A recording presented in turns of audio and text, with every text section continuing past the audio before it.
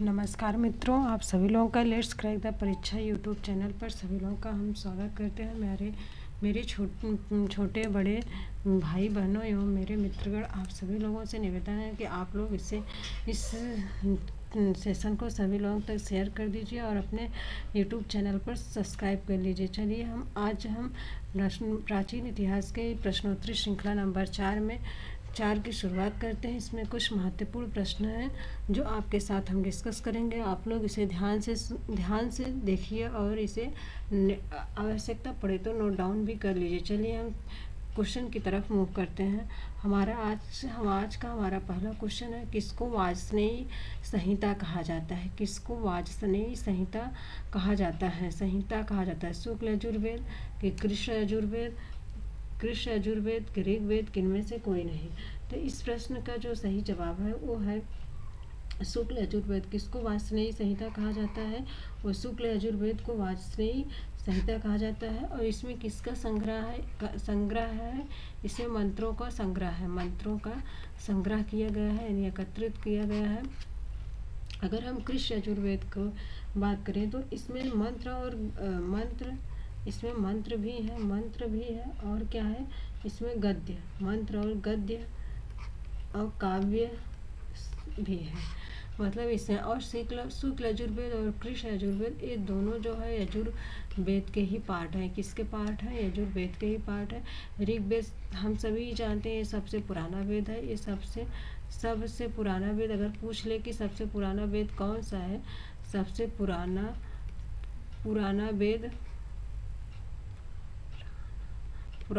कौन सा है, तो इसका आंसर जो है वो ऋग्वेद होगा। सबसे पुराना वेद ऋग्वेद है। चलिए ये क्वेश्चन पूछा गया है। चलिए नेक्स्ट क्वेश्चन की तरफ मूव करते हैं। साम वेद में कौन सी संहिता नहीं शामिल है? साम वेद में कौन सी संहिता नहीं शामिल है? कौथुम संहिता, जैमिनी संहिता कि राणायणीय संहिता कि काण्व संहिता। तो इस प्रश्न का जो सही जवाब है, साम वेद में ये तीनों संहिताएं जो है ये शामिल है। ये तीनों ही शामिल है। सिर्फ ई वाला जो डी है वो नहीं शामिल है। कण्व संहिता इसमें शामिल नहीं है। चलिए हम नेक्स्ट क्वेश्चन की तरफ मूव करते हैं। ऋग्वेद में शासन की इकाई क्या थी? अर्थात वहाँ जो शासन किया जाता था तो वहाँ शासन करने की इकाई क्या थी? तो उस गृह है कि ग्राम है कि जनपद है कि विषय। तो इस प्रश्न का जो राइट आंसर है वो गृह है। ऋग्वेद में शासन की इकाई क्या थी? गृह। क्योंकि किसी देश की, किसी गांव की या किसी भी जगह की जो शासन की इकाई होती है वो घर से ही शुरू होती है। क्योंकि घर ही उसका परिवार ही जो है वो सबसे छोटी इकाई जो है वो परिवार ही होती है। इसलिए जो उसकी इकाई थी वो गृह है। गृह से ही, घर से ही मिलकर, परिवार से ही मिलकर घर बनता है। घर से ही ग्राम, ग्राम से जो है जनपद, विश्व बनता है, मतलब एक टाउन बनता है। फिर उसके बाद जनपद बनता है, जन बनता है। तो इस प्रश्न का जो सही जवाब है वो हमारा क्या है? गृह है। ऋग्वेद में शासन की इकाई क्या है? गृह है। क्या है? गृह है।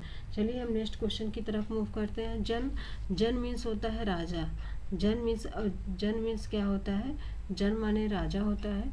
जन मतलब लोग होता है। और इसके जो शासन करते थे इनमें वो राजा कहलाते थे। और जो विश्व में होते थे उन्हें विस्पति कहा जाता था। और ग्रामीण गृह में जो होता था उन्हें कुलप, जो उनके शासन करते थे उन्हें कुलप कहा जाता था। चलिए हम आर्यों की, नेक्स्ट क्वेश्चन हमारा है, आर्यों की प्राचीनतम जनसभा क्या थी? आर्यों की प्राचीनतम जनसभा क्या थी? विदत था कि सभा थी कि समिति थी कि सेना था?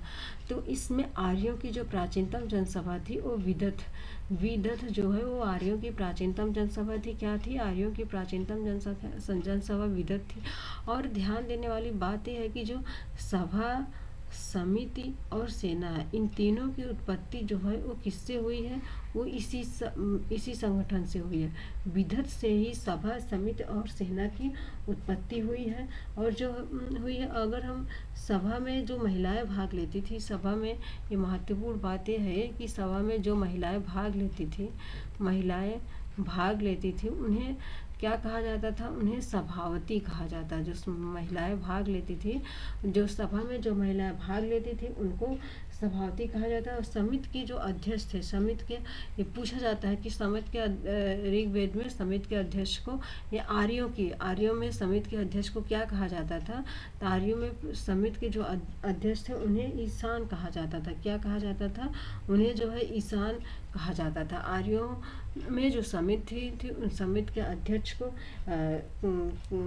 ईशान कहा जाता था। और इसे सभा और समिति को क्या कहा गया है? अथर्ववेद में सभा और समिति को अथर्ववेद में इसे कहा गया है। अथर्ववेद में इसे क्या कहा गया है? अथर्ववेद, सभा और समिति को अथर्ववेद में अथर्ववेद की 2 पुत्रियां कहा गई। 2 पुत्रियां यानी पुत्रियों के यहाँ दुहिताएं मतलब 2 पुत्रियां। अथर्ववेद की ये 2 पुत्रियां कही गई हैं। और क्या बात है? और सभा और समिति में एक मेन डिफरेंस यह था कि सभा में न्यायिक कार्य होता था, जबकि समिति जो थी उसमें न्यायिक कार्य नहीं होता था। चलिए नेक्स्ट क्वेश्चन की तरफ हम मूव करते हैं। हमारा क्वेश्चन है, ऋग्वेद काल में कौन सी प्रथा प्रचलित थी?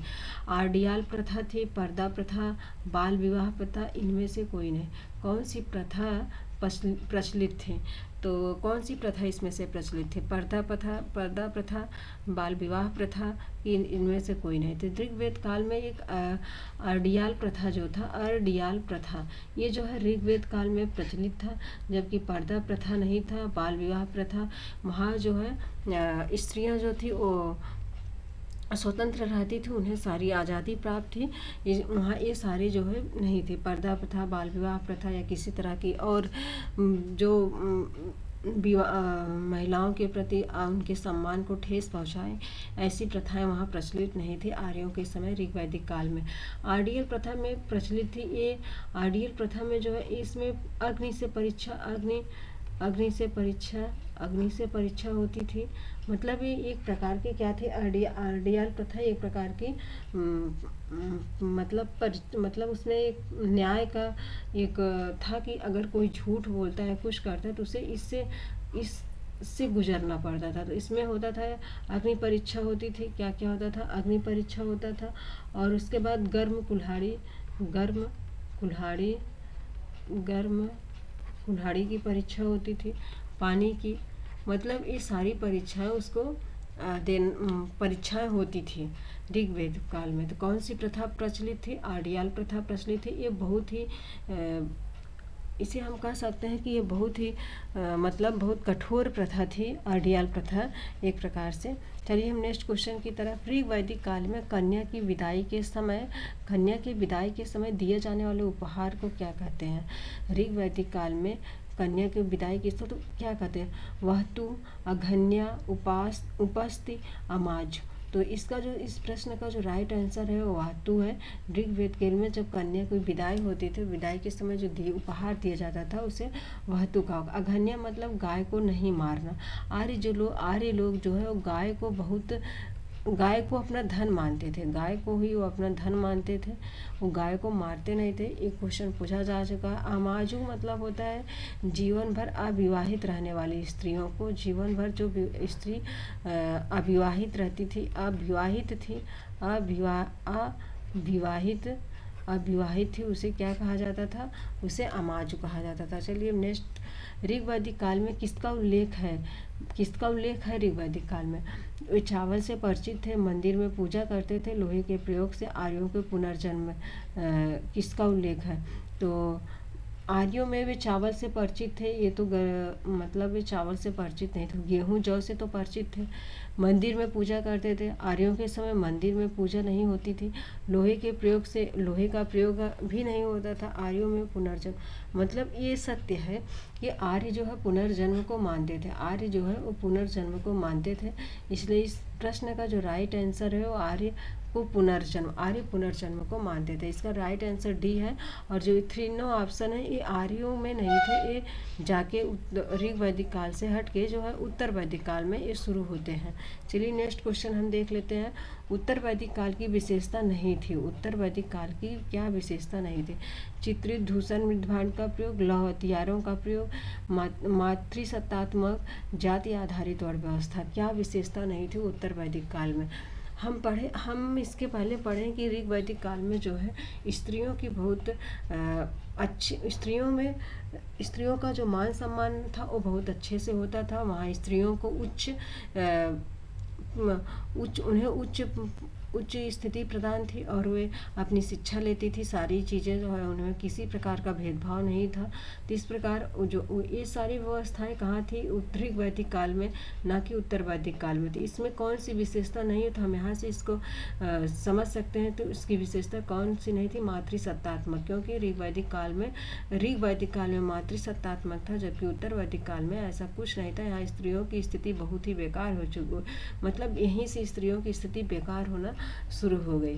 तो इस प्रश्न का जो राइट आंसर है वो है मातृसत्तात्मक।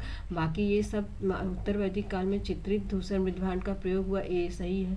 लौह हथियारों का प्रयोग है, ये सही है। जात आधारित और व्यवस्था की जो शुरुआत होती है वो यहीं से होती है, उत्तर वैदिक काल से। इस प्रश्न का जो राइट आंसर है वो सी होगा, इसका राइट आंसर सी होगा। चलिए हम नेक्स्ट क्वेश्चन की तरफ। चारों आश्रमों का उल्लेख किसमें मिलता है?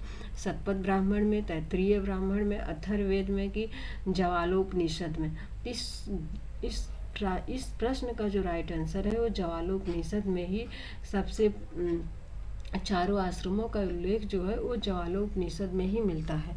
चलिए नेक्स्ट क्वेश्चन देख लेते हैं और ये हमारा अंतिम क्वेश्चन है। कौन सा सुम्मिलित नहीं है? यहाँ ऋग्वेद, यहाँ इसे सुम्मिलित करना है, सुम्मिलित नहीं है, इसे सुम्मिलित करना है। इस क्वेश्चन थोड़ा गलत हो गया है, मतलब इसे सुम्मिलित करना है। तो ऋग्वेद किससे सुम्मिलित है? ऋग्वेद को हम किससे मिलान करेंगे? इसका मिलान है, ऋग्वेद में जो वेद है उसे आयुर्वेद कहते हैं। ऋग्वेद में जो वेद है उसे क्या कहते हैं? उसे हम आयुर्वेद कहते हैं। उसके बाद क्या है? सामवेद में जो वेद है उसे हम गांधर्व वेद कहते हैं। ये पूछा जाता है, इसे आप लोग ध्यान रखिएगा। ऋग्वेद के जो वेद है उसे आयुर्वेद, सामवेद में जो है उसे गंधर्व वेद कहते हैं। और उसके बाद जो है यजुर्वेद में जो वेद है उसे हम क्या बोलते हैं? यजुर्वेद में जो है वो धनुर्वेद कहते हैं। और अथर्ववेद में जो वेद है उसे हम शिल्प वेद कहते हैं। एक क्वेश्चन ध्यान रखिएगा, इसे आप लोग नोट डाउन कर लीजिएगा। ऋग्वेद में क्या है? आयुर्वेद है। ऋग्वेद में आयुर्वेद, ऋग्वेद में क्या है? आयुर्वेद ऋग्वेद से हो गया। सामवेद जो है वो किससे हो गया? गांधर्व वेद से। यजुर्वेद किससे हो गया? धनुर्वेद से हो गया। और अथर्ववेद किससे हो गया? शिल्प वेद से। इसे आप लोग ध्यान रखिएगा।